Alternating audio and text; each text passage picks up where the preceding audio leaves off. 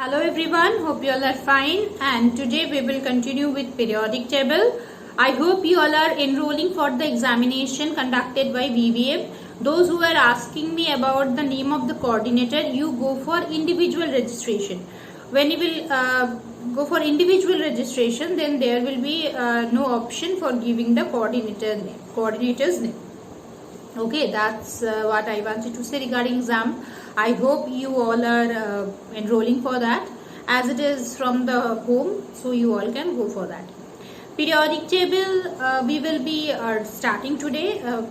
Already little bit introduction I gave previous day, what are there in the syllabus. Today or next day I'll brief the syllabus. Let us start some basic discussion on this chapter.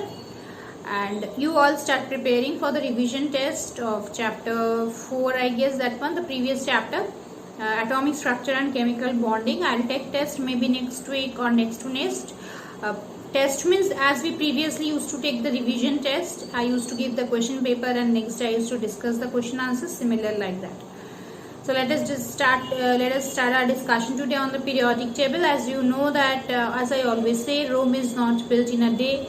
It's a long time, it's a long efforts for the years by the scientists. Different scientists came up just for classification of the element or making an element, grouping of elements in a systematic order.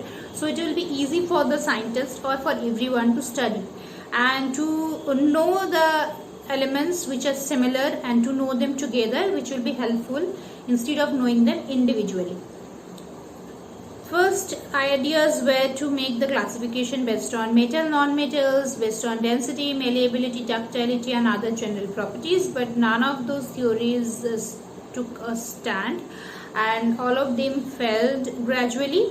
The first scientist who at least gave certain idea regarding quite a scientific classification at that stage was Dobereiner. So we have the first theory of Dobereiner's law of triad. In this theory, he stated that there are a group of three elements, means he grouped the three elements in a way such that the atomic weight of the middle element of that triad is the average atomic weight of first and the third element. That means if we talk about a group of three elements like sodium, lithium, sodium and potassium, it has to be group of three similar elements, of course. That is like all three of them will be metals or all three of them will be non-metals.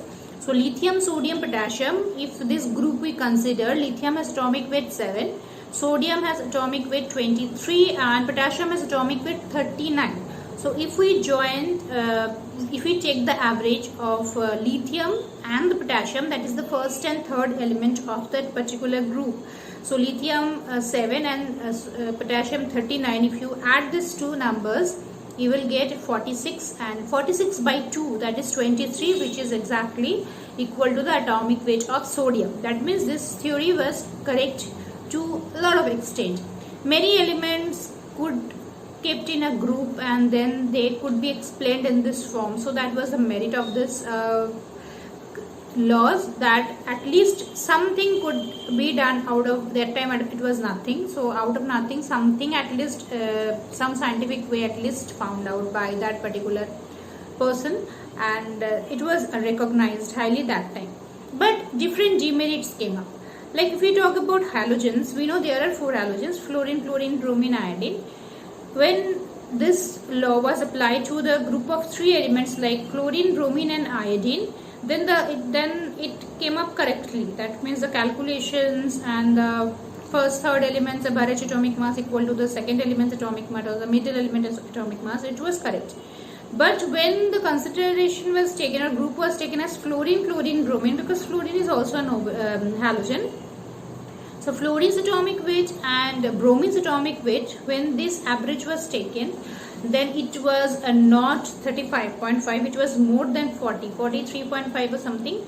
It was more than 40, so it was not matching with the chlorine's atomic weight. So that was a drawback, and these kinds of drawbacks were continuously coming through that law, and so this law was finally discarded.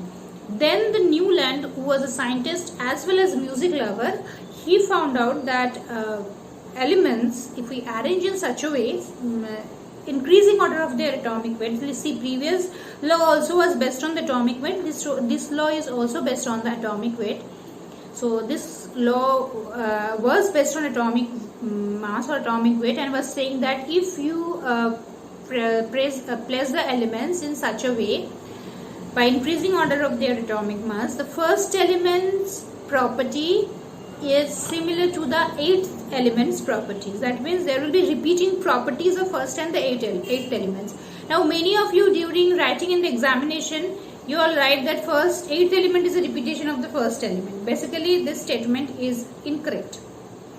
Eighth element is not the repetition of the first element. Eighth element property is the repetition of the first element when the elements are kept increasing order, arranged in increasing order of their atomic weight. So it was like quite a group of 8 elements, and this was excellent for the first elements, that is light elements. First few elements it was came up very beautifully, and first time the idea was correct, or this law proved the idea that yes, the elements which are there in the nature, many of them show similarities and properties, and yes, if we follow certain law, they can be clubbed in a group, and we can study in this way. So first element, if we talk about lithium, so lithium, beryllium, boron, carbon, nitrogen, oxygen, fluorine, and then sodium. See, noble gases were kept separately. Noble gases were not kept in this each system. So eighth element is coming here as lithium's eighth elements is sodium. Now again, if you start counting from sodium, magnesium, aluminium, silicon, phosphorus, sulfur, chlorine, and then potassium. Then sodium's eighth element was potassium. It was okay till the first 20 elements. It was fine, perfect, and lot of merits were also there. It is the first time the tabulation things or the repetition things came up in a beautiful way. He received medal prizes also. But once it was crossing calcium and then potassium, calcium, scandium, titanium, vanadium, chromium, manganese, iron. So potassium and iron, lots many differences came up. Metals, both of them fine, but potassium is a soft metal, can be cut with knife, whereas iron is a very hard metal. Potassium is alkali metals. It has only one valency. Iron has variable valencies. Iron shows colored compound. Potassium does not show. Lots many problems came up. So automatically this theory also was discarded by the scientists later on, because gradually as the elements were discovered and slowly it was found that this law is not applicable. Its law is not valid for the heavy elements. It's okay with the light elements. So that was of Newland's law of octave. Octave, the name was given because in the musical scale we know that if we start from sa and then it go to the next scale of sa and sa is the eighth element, eighth notation.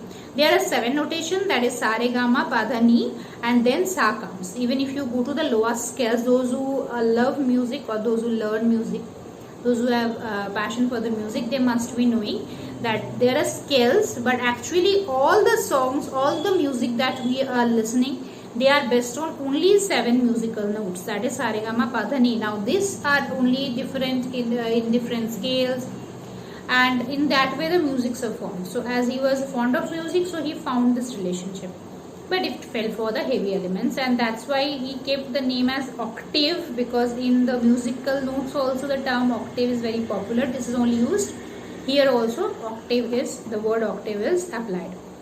So 2 laws where we read about, triad and octave, Dobrynin's triad and Newland's octave. This was a very good move by the scientists to club them. And next, the one who actually came up with the idea of table, which was called as periodic table, is Mendeleev, and Mendeleev is known as the father of modern periodic table. Though the periodic table, modern periodic table which we are studying today, it is made by Moseley's, but Mendeleev's periodic tables was the first stone towards this progress of making the modern periodic table, and that's why we call him as father of periodic table. The idea of groups, periods, arrangements, everything was given by